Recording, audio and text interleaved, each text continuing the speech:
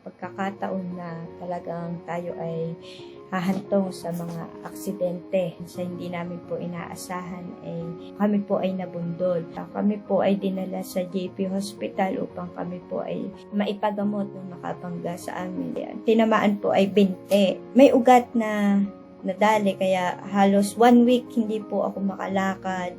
Naisip ko po na meron po akong insurance, agad ko po kinontak yung mentor ko po upang mai-inform sa kanya po yung nangyari. Hanggang sa tinulungan po nila ako, kinonect po nila ako sa OVI. Sinabi lang po nila sa akin kung ano po yung dapat kong isubmit. Binigyan niya po ako ng reimbursement upang maipambayad doon sa mga nagastos ko sa pagpapacheck up. At mas mabuti na lagi po tayong secured at mag-iingat sa araw-araw. Salamat po sa OVI.